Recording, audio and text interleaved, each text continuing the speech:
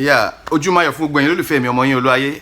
Happy new week to every one of us. Mo gbàdúrà sọ́lọ́run bá pé ọ̀sẹ̀ tuntun tá a mú lénìí á jẹ́ ọ̀sẹ̀ ayọ̀ fún gbogbo wa. Torí pé gbogbo ọmọ tí àkàrà bá kó epo òun náà ló máa ń kó jáde. Gbogbo ayọ̀, ire, ìdùnnú tá a bá wọnú ọ̀sẹ̀ tuntun yìí náà la máa fi parí ẹ̀. A ní kò bànújẹ́ bó ti wù kó kéré mọ́. Èmi ọmọ yín náà ni olólùfẹ́ yín Olúayé. Èmi lọ́mọ à ń lé bọ̀ lẹ́yìn, èmi gangan mò ń láwọn ara wájú torí pé omi ni mí. Ẹnìkan kì í sí ìbomi ṣọ̀tá, omi làbùwẹ̀, omi làbùmú. Bó jẹ́ tútù ni wọ́n fẹ́ wàá bù, bó jẹ́ ètò lọ́wọ́rọ́ ló fẹ́ wàá bù ń bẹ́ẹ̀. Lórí ọ̀rọ̀ tó ń lọ lọ́wọ́lọ́wọ́, ọ̀rọ̀ King WASIU Ayinde Barrister àti bàbá wọn, ọ̀gá wọn, role model, mentor wọn, Síkírù Ayinde Barrister ọmọ Agbájélọlá dẹ̀dẹ̀ ẹ̀gbò. Bàbá kọ́lọ́n kó wá mi dẹlẹ̀ fún yín, kó ṣekú ní ìsinmi fún yín.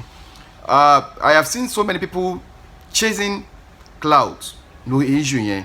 Tó bá kí n ṣe pé hatred, animosity tí ọ̀pọ̀lọpọ̀ yín tẹ ní sí King WASIU Ayinde Barrister kò yẹ kọ́rọ̀ yẹn lè tó yìí. I stand to be corrected because nínú interview yẹn I have not been paid by anybody to come out and defend WASIU Ayinde Barrister. I have never met him before. Ṣùgbọ́n gẹ́gẹ́ bí n tẹ́mi gbé dání kó jẹ́ yín tẹ́ ń wò mí náà ní nǹkan kan tàbùkù yín tẹ́ mọ̀ pé kí níyẹn wà right. Ìyẹn DM mi tó wáyé tí mo ní nǹkan tí mo lè ṣe lórí ẹ̀ tí mo bá rí proof and evidence pé nǹkan tẹ́ ṣe yẹn ẹ wà lórí right yín, màá jáde fún yín, màá sọ̀rọ̀ lórí yín bó ṣe rí nìyẹn. Mi ìgbà wọn kọ́bọ̀ rí lọ́wọ́ WASIU Ayinde bí àná tiẹ̀ mọ̀ mí òkú wọn mọ̀ mí, àwọn ọmọọṣẹ́ wọn gan kò sí ọ̀kan tó DM mi wọn mọ̀ mí. Ẹ̀yin olólùfẹ́ wọn náà ẹ mọ̀ mí, ẹ DM mi rí. Ṣùgbọ́n ká máa ṣe dáadáa bó bá ṣe tó àti bó ṣe yẹ.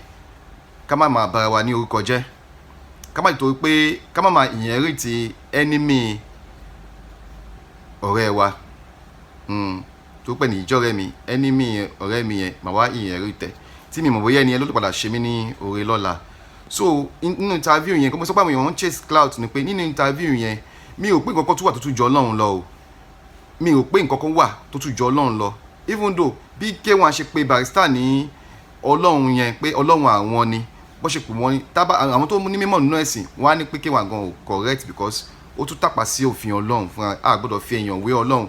Ṣùgbọ́n K1 wọ́n fi Barrister wé Ọlọ́run. Kí la tún fẹ́ náà? Kí la tún fẹ́ náà?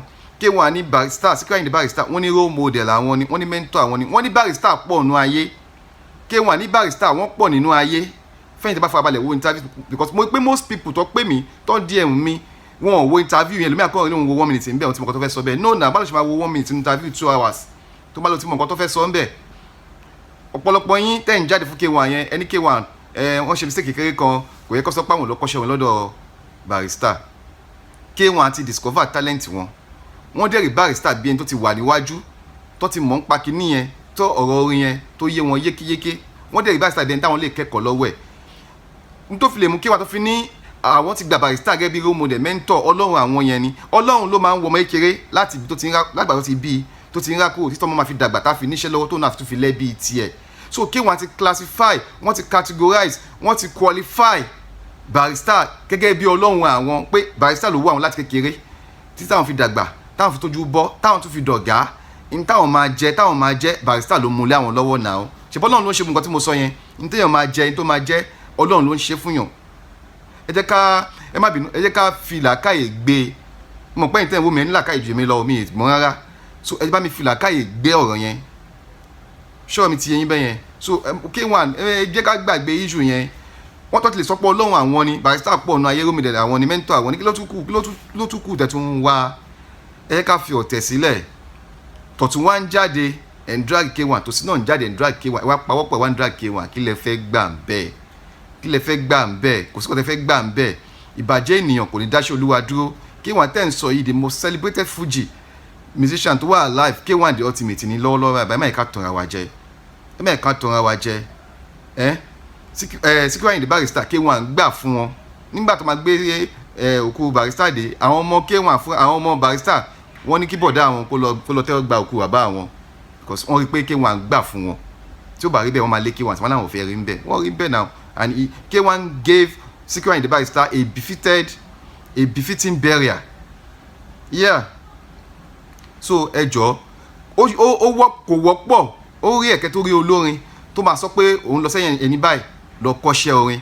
Mo ti wo interview kan rí now tí Sashino Akànnì Scorpido tó ní àwọn ti bá wà nígbà tí Scorpido tó ń bẹ̀rẹ̀ àwọn fúnra wọn sọ wọ́n ní orin Wasiu Ayinde ní àwọn àti Rasheed Ayinde Ìbàdàn làwọn ń kọ làwọn fi bẹ̀rẹ̀ káwọn tó wá change sí style tàwọn gangan Scorpido sọ bẹ́ẹ̀.